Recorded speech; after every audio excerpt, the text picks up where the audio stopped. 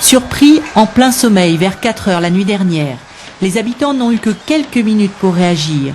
Le feu a pris au rez-de-chaussée de cet immeuble cossu situé sur les quais du centre-ville de Rennes. L'incendie s'est très vite propagé par la cage d'escalier en bois, puis à tous les planchers. Une immense fumée s'est immédiatement dégagée dans tout l'immeuble et alentour. Je suis descendu rapidement du 5e. Puis dans le quart d'heure qui suivait, là, tout l'immeuble était en flammes. On entendait les cris des autres. Donc j'ai eu de la chance de pouvoir descendre au plus vite. Parce que 3 minutes après que je sois sorti, là, le rez-de-chaussée était inaccessible. 3 enfants et 4 adultes ont été intoxiqués par les fumées, dont une petite fille plus sérieusement. Les autres sont sous le choc. Une intervention à risque pour les pompiers. En 2 heures, tout l'intérieur de l'immeuble s'est effondré. C'est un feu quand même exceptionnel, compte tenu de l'importance du bâtiment qui brûle, compte tenu également du nombre de personnes qui sont impliquées et compte tenu également des risques de propagation qu'il y aurait pu y avoir pour les autres bâtiments du secteur.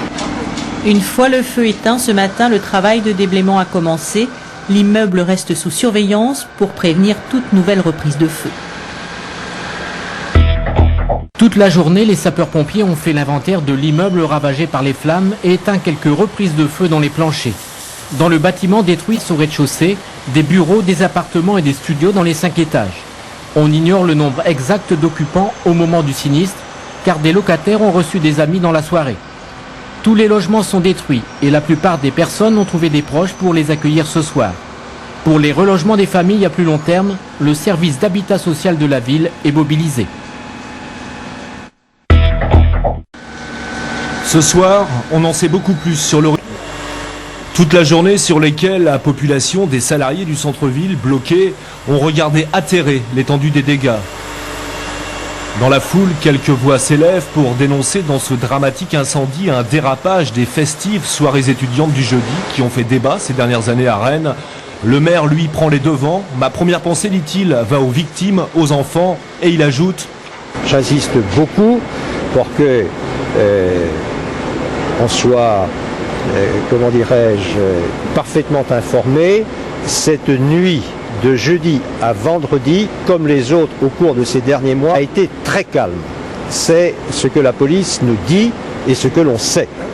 Voilà. La conférence de presse s'achève quand de l'autre côté des barrières de sécurité, le maire se fait interpeller. C'est le bordel dans le centre historique. Le jeudi, le vendredi, le samedi. Vous le savez, la préfecture le sait. Ce ne sont pas des sentiments. C'est la réalité. Je vous parle et moi je vous dis la vérité. Voilà. Vous ne voulez pas mettre sur la table. Dans son dos, Edmond Hervé entendra aussi Carchérise. Prend exemple. L'immeuble fume encore, mais déjà les nuits rennaises s'invitent au débat préélectoral.